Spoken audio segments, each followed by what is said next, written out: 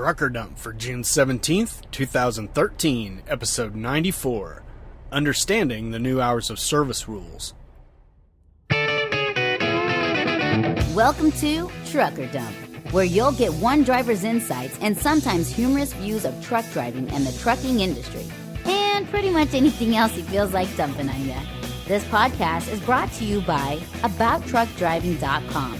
Resources to help you understand the world of truck driving through the use of stories and a pathetic attempt at humor.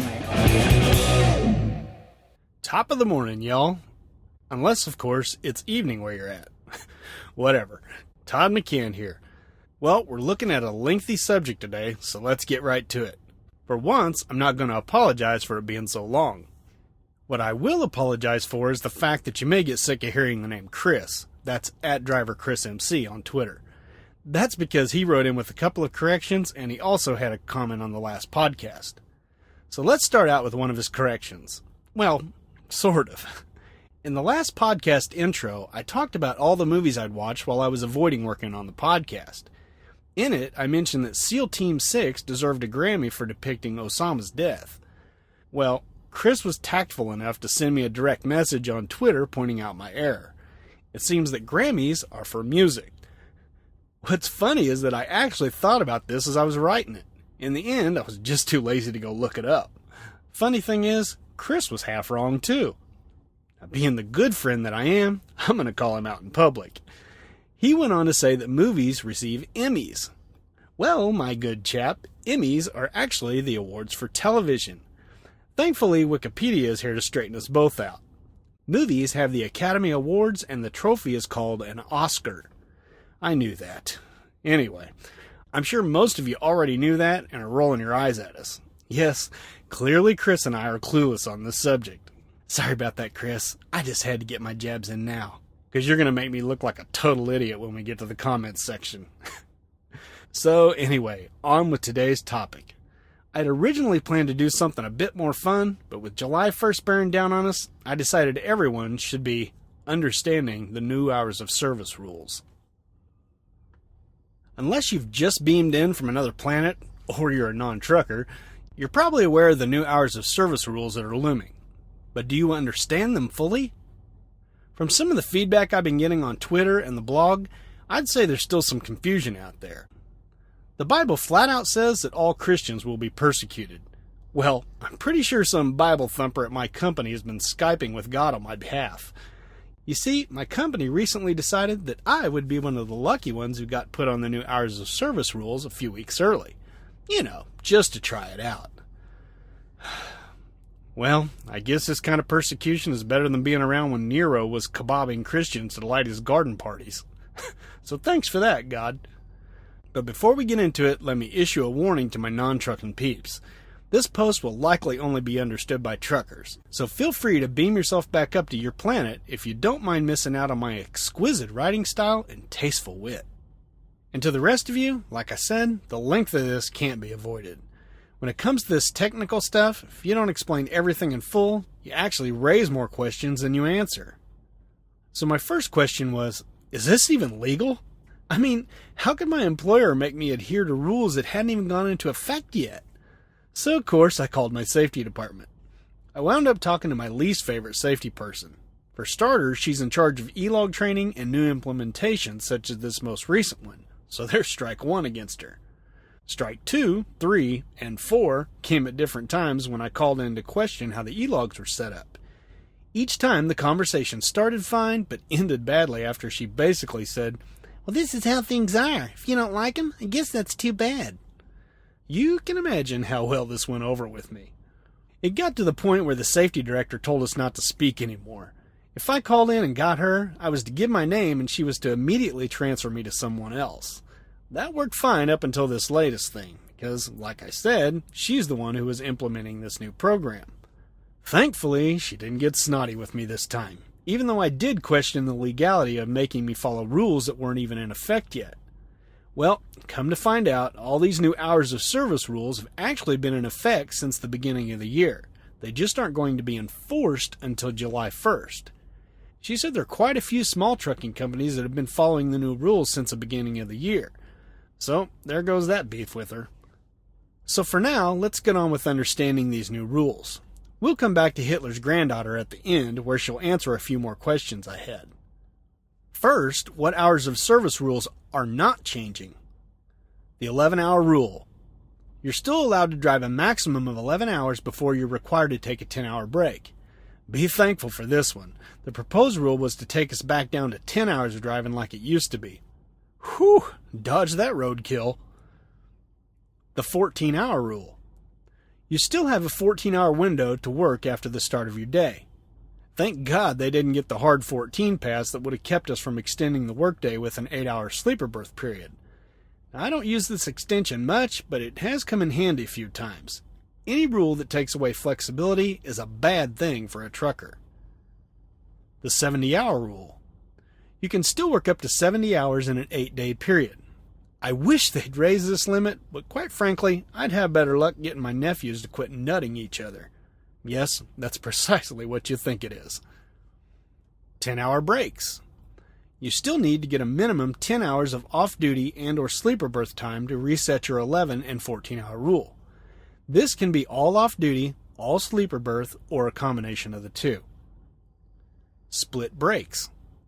Although I hate having to do split breaks, it's sometimes necessary to deliver your load on time. In order to split, you have to have a minimum of 8 hours in the sleeper berth. The other 2 hours can be all sleeper berth, all off-duty, or a combination of the two. Overall, I'm happy that none of these rules changed. These 5 rules are the ones we deal with every day and are thereby the most important. While I'm not entirely pleased with the new rules changes, at least the biggest changes aren't something that will affect us every day. Well, one will, but it's not too bad. So what are the new changes and additions to the hours of service rules? There are 3 new rules changes that will start being enforced on July 1st, 2013. Let's start with the easiest of the 3. The 30-minute rest break. Sorry if you can hear that in the background, it just started raining. I'm keeping going because it's hotter than blazes in here. So, back to the easiest first. The 30-minute rest break. This new rule states that a driver may only drive when less than 8 hours has passed since the end of your last off-duty and or sleeper period of at least 30 minutes. My company even says that you can't use personal conveyance during this 30-minute break. After all, the whole idea is for you to be taking a break from behind the wheel. Now, as many of you know, my company has a reputation for being super strict on this kind of stuff, so be sure to ask your company about your guidelines. Luckily, my e-log unit is set up to warn me when my 30-minute break is due. It'll warn you 1 hour before and then again 30 minutes before. Once the legal break is logged, it'll start the count over. You can also find this countdown in the driver log section of the e-logs. Check out the link I've included to see a picture on how this looks on my system. So anyway, I have to admit that this rule is a bit more complicated than I originally thought. I thought 8 hours of driving, take a 30-minute break, then finish your day. Easy squeezy, right? Not so fast, Hot Rod. First, the 8-hour thing includes any on-duty, off-duty, or sleeper berth time under 30 minutes. So if you fueled for 15 minutes, that on-duty time counts towards the 8 hours. But what if you pull into a rest area and show 15 minutes in the sleeper berth while you make your cup of ramen? Yep, that counts towards the 8 hours too. But if you extend that for 15 more minutes, it counts as a 30-minute rest break. That's great, right? Well, maybe. That all depends on when you took the break. Did you know that if you aren't careful as to when you take your 30-minute break, you may actually have to take 2 30-minute breaks in one 14-hour day? This will be most likely to happen if you take your break before the 6th hour. Let's walk through an example. Say you start your day at 10 a.m. and you take a 30-minute lunch break 6 hours later at 2 p.m. This break qualifies as your 30-minute rest break, but it also restarts the 8-hour clock. So you go back to driving at 2:30 p.m. At 10:30 p.m., 8 hours later, and still within your 14-hour day, you need to take another rest break. So if you want to avoid wasting an extra 30 minutes per day, try to remember not to break the first 6 hours of your day. The next rule, 1 a.m. to 5 a.m. requirements on 70-hour resets. This is exactly what it sounds like. In order to restart your 70-hour work week, your 34-hour break has to include 2 periods of 1 a.m. to 5 a.m. That's home terminal time. For full details on how this rule has been affecting me, check out my blog post called TD094, Bungling the 34-Hour Rule. And for the record, I'm aware that I got the time wrong in the article and on the podcast. I've gone back and fixed it on the blog, but I won't be doing it on the podcast, so don't be bugging me about it. It's too much of a pain. Anywho, the worst part about this specific time of day requirement is that we drivers usually can't control when we start these breaks, nor when we have to come off them. For instance, one of my breaks that I talk about in Bungling the 34-Hour Rule was 44 hours, and it still didn't count as a legal restart. I was so stunned, I had to triple check it just to make sure I wasn't mistaken. But it's actually worse than that. If you start your break at 2 a.m., just 1 hour after the 1 a.m. requirement, your break will have to be 51 hours to count. Yeah, I see a lot of dispatchers working with us on that. Not. But it gets even worse. Yes, there's another level of worse. And, by the way, there's a link to Bungling the 34-Hour Rule in the show notes and on the website. And the last new rule is there's only 1 restart per week. That's 168 hours. That's self-explanatory, right? Well, when I first heard this, I thought, well, who cares? No one's going to be getting even 1 34-hour restart, let alone 2 in 1 week. I even said as much in Trucker Dump 82, which was called Are All These Changes Good for the Trucking Industry? Once again, I was as wrong as a loogie milkshake. This new rule puts even more time restrictions on the already nearly impossible new 34-hour rule. And I think it's going to affect the regional drivers who are home every weekend even more than us peons who are stuck out here for weeks on end. How so? Because the 1 restart per week is based on when you started your last 34-hour break. This is also most easily explained in an example. Say you get home at 7 a.m. on Saturday morning and you get a legal 34-hour break-in. Now say the following weekend you get home at 11 p.m. on Friday. Under the new rule, you can't start counting your 34 hours until 168 hours after the start of your previous 34-hour break. So in this example, that would be last week at 7 a.m. on Saturday morning. So even though you got home the previous night at 11 p.m., you can't start counting until 7 a.m. the following morning. Screwy, huh? That's 8 hours that can't go towards a restart. And the 8 hours in this example would have even met the 1 a.m. to 5 a.m. time restraints. Now, if that isn't already weirder than Lady Gaga's wardrobe, there's another aspect of this that seems even more bizarre. Now, let me state right out front that I may be wrong about this. I spoke with my safety person about this, so if I get it wrong, blame her. And then write me and tell me how this really works. Okay, here we go. So back to your situation. We've established that this week's restart doesn't start counting until 7 a.m. on Saturday. So if you get home next weekend at 2 a.m. on Saturday, you still have to wait 5 hours until you can start counting towards your 34 hours. But what if you get home after 7 a.m. on Saturday? Let's say you have to stay out to do one more load and you don't get home until 10 p.m. on Sunday night. Great, you think. Now you can start your 34 hours immediately because you're well past the 168-hour mark. But what about next weekend when you get home on Friday night again? Your last restart started at 10 p.m. on Sunday night, so now your 34 hours isn't up until sometime on Tuesday morning. So do you see what's happening here? It seems to me that if you ever want to get another 34-hour break in, you're going to have to get home on Sunday night again. So much for the weekend. And what if dispatch is shooting to have you home Sunday night, but you're delayed until Monday morning? I'm really hoping someone will tell me how wrong I am here. But the way I see it is that you can never move the 34-hour start time backward. It can only be moved forward. Now, I don't see how that can possibly be a good thing for you drivers who are supposed to get home on the weekends. Does that mean you'll have to stay out for 2 weeks in order to set yourself up for weekend home time again? Some of you regional drivers, write in and tell me how you think this will work in your situation. I'd love nothing more than for you to tell me I'm a moron. Just shoot me an email at truckerdump@gmail.com. Again, thankfully, those of us on e-logs don't have to figure a lot of this stuff out. As you can see from the photo I've linked to, the e-log system keeps track of all this for you. In the first photo, you can see that it lists the earliest time I can start my 34-hour break and the time it'll end. In this example, I took this snapshot the morning of June 14th, but notice the start time is listed as 15:56 or 3:56 p.m. That's because the last 34-hour break I started was at 15:56 on June 7th. That's 168 hours ago. Notice also that the end time is for the 16th at 0500. That's because of the new 1 a.m. to 5 a.m. time constraints. So in this case, if I wanted to start my 34-hour break, I'd have to be down for just over 37 hours. This next shot, link in the show notes and on the website, was taken at 22:30, which just so happens to be the exact time the 34-hour start time shows. That's because I'm now past the 168-hour window. This start time now moves with me as time passes. Notice the end time shows 0830. So if I were to start my 34-hour break right then, I'd only have to be down for 34 hours to get a legal restart. Sweet! Okay, we're done with the pictures now. Time to wrap this puppy up. When I had Fräulein Hitler on the phone, I asked how she thought these new rules would affect drivers.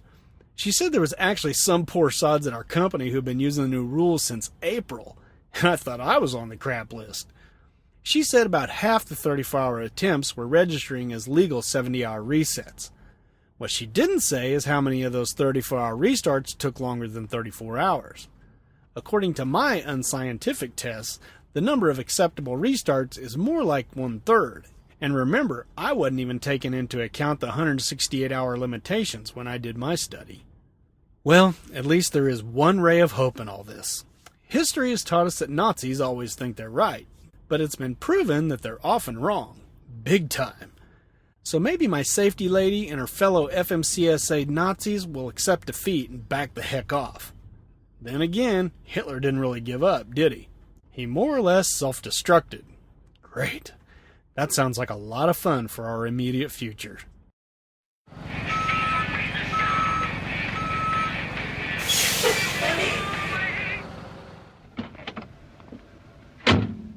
Hey, yo, bud, where do you want this load of feedback? Okay, now since you didn't hear the name Chris enough in the intro, let's start out with his redemption for getting the Emmy thing wrong. In the last podcast, we heard from Paul about his concerns about an accident he had a while back affecting his chance at a trucking career. Well, Chris wrote in about the answer I gave Paul. Chris writes, "First off, let me say, before I forget, as far as your reply to the 19-year-old, I'm not sure where you're getting that you have to be 23 years old to drive interstate over the road. The company that you know I drive for, as well as instruct for, hires 21-year-olds on a weekly basis. I've instructed some of them. I'd hate to think my company and I were illegally training drivers." Well, Chris, you're not. Boy, do I feel like a moron for this one. Not only did I give Paul the wrong information, but I remembered that I also gave another guy the same bad info too. The thing is, I just can't figure out how this happened. You see, about 5 years ago I was doing some extensive research for some writing I was doing. That's when I got the wrong CDL age requirements in my mind. Now, if I had a Bible in front of me, I'd swear up and down that I got this information from the FMCSA website. I mean, in my writing, I went into major detail about why the age limits were what they were and how things were about ready to change in the industry. For the life of me, I can't figure out where I got this bad info. I even thought that maybe the rules had quietly changed. To justify myself, I got hold of a veteran recruiter at my company. I thought if anyone would know what the age restrictions are, he would. Well, he stole my Bible and swore up and down that the minimum age limit for over-the-road drivers had been 21 as long as he could remember. He did say that a lot of trucking companies have internal rules not to hire drivers under the age of 23. He said that this was usually a result of insurance company requirements. So maybe that's where I got my bad intel. So to set the record straight, for Paul, for Joseph, or anyone else I might have misled, the minimum age to drive a truck is 18, although there may be certain exemptions in some states, and the minimum age to drive across state lines is 21. Sorry for any confusion, and thanks to Chris for pointing out my gross error. That's exactly how the trucker dump is supposed to work. It's a collaboration of my limited knowledge and you better truckers telling me I'm stupid. Once again, since Chris is the only one to call me out, I'm wondering if anyone's actually listening to this podcast. Oh well, enough of that. Now on to Chris's explanation of the driver's seat phenomenon. And if you missed that one, there's a link to it in the show notes and on the website. Chris says, I could have written a whole blog instead of commenting here, and I've had thoughts on turning my blog into a podcast just like you did. But here's the reason I won't do that. I don't mind people hearing what I write. Actually, I think it would be cool. Just not in my voice. Yours or anyone else's would be fine. You've met me, Todd. You know what I sound like. Well, I hate the way I speak. As a kid, I took a lot of kidding, psychological abuse because of it. I've just never gotten over being self-conscious about the way I talk. Well, Chris, that explains a lot. Maybe that's why when we've actually met, I can never get you to talk very much. Either that or I'm just monopolizing the conversation. One of the two. I don't even want to think about that. Anyway, now I don't think your voice is all that bad, but I can imagine how bad it must have been in grade school. Kids are ruthless. Okay, back to your comment. He goes on to say, now enough said about that. If I can remember what I wanted to say now. Oh yes, your driver's seat phenomenon blog and podcast. I'll have to admit to being one of those drivers sitting in the seat you were talking about. I can tell you most of the time when I'm in the seat, I've either got my iPhone in my hand, usually on Twitter, or sometimes, like right now, I have my iPad mini resting on the steering wheel writing this comment. After I finish this, I'll likely do something I don't often do. I'll get the MacBook Pro out and work on my blog post. And yes, I'll set it up on the steering wheel. It makes a handy little laptop stand in my opinion. And yes, the bright white glowing apple will be visible to anyone that passes by my truck and looks. I'm proud to let others know I've got an Apple MacBook Pro. Can't say that I've ever had the fear of someone breaking into my truck. I'm usually in it when it's parked unless I go in for a quick shower or to grab something to eat. I rarely eat in the restaurant anymore. Or sometimes maybe I do look like I'm staring into space or watching people park or watching the guy next to me park and hope I can trust him to do so without touching my truck or trailer. I've been a people watcher ever since I was a kid. When I'd go to the mall on Saturday nights with my grandparents, Granddad and I would sit on a bench and watch people while my Grammy was in one of the stores. Grammy. That's so cute, Chris. He goes on to say, or maybe I'm doing my paperwork so I can get paid for the loads I deliver. Or maybe, and I've never thought about it this way till I listened to your podcast, I just may be a tad bit claustrophobic. Being in my sleeper area with the curtain closed while I'm awake just feels wrong to me. It's like I'm shut off from the rest of the world. Unless I'm sleeping or eating. Normally, though, the curtain's open while I'm eating. I guess basically what I'm saying is I see no good reason to sit in the sleeper with the curtains closed unless I'm actually in bed sleeping. Well, that should about cover it. I think I've confirmed some of your thoughts on this subject and hopefully enlightened you on a few others. Well, Chris, you certainly have enlightened me a bit. For starters, I now realize I'm far more paranoid than I originally thought. You say you've never had the fear of someone breaking into your truck, and you're proud to show others you've got a MacBook Pro. Man, that is so not me. You know those Apple stickers they send with the computers? Yeah, I've never even thought of using them. When I see someone with an Apple sticker in their vehicle's window, I can't help but think of thieves. If some lowlife's cruising through the mall parking lot for a car to break in, don't you think that Apple sticker would be a thief magnet? At least that's what I would do if I were a thief. As for your people watching thing, I guess I can see that. You and the evil overlord have that in common for sure. She used to make up stories about people as they walk by in the mall. She doesn't do that much anymore though. Or maybe she does, but I just don't notice anymore since I avoid going to the mall with her like I avoid Walmart haircuts. I think perhaps your best reason is the one about being slightly claustrophobic. I guess I can see how closing that curtain might make you feel that way. Thankfully, I don't have that problem. And you know, folks, something I forgot to add earlier was that Chris added an extra comment about all this over on his own blog post. He did writing this comment up as a blog post of his own. His website is driverchrismc.com. He posts blog posts every once in a while and does pictures and stuff like that, posts his photos up. It's pretty good. Check him out. Over there, he pointed out that there was one major reason not to hang out in the bunk area that I wouldn't have thought of since I didn't have the habit. Smoking. Yep. And despite me dogging him about it every time we met in person, he continues to smoke. I tried the Jedi mind trick on him, but it didn't work. Well, Chris, I can see your point on this one too. You pointed out that you don't like to smoke in bed. I guess that shows you're not weak-minded. Oh, so that's why the Jedi mind trick didn't work. Now, I'm sure @RaySunshine77 didn't get that joke, but that's what you get for not being a Star Wars geek. Well, Chris, thanks for writing in with your corrections and your comments. And for the record, your grandma's name isn't Grammy, it's Emmy. You know, people, I wouldn't torment Chris if he wasn't such a darn good sport about it. So, hey, it's time for you guys to get your voice on the podcast. You can do that literally. Take out your smartphone, find your voice memo app, record something very interesting into it, and send it off to me. You can send your comments on any of my past podcasts. You can send suggestions, criticisms, way you might think the podcast could be better, and you can even send insults and correct me like Chris did. So let's hear from you.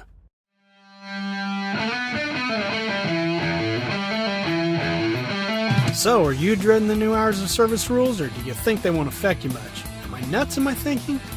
Straighten me out by leaving your thoughts in the comments section by going to abouttruckdriving.com and typing TD094 into the search box. Or send me an email like Chris did to truckerdump@gmail.com. I'm @ToddMcCann on Twitter if you'd like to DM me so I can publicly humiliate you too. Kidding! Okay, word on the street is that I need just 5 ratings on iTunes for it to show up. 2 down, 3 to go. So get on that, would you? Well, thanks for listening yet again. So until next time, drive safe, stay out of my way, and these aren't the droids you're looking for.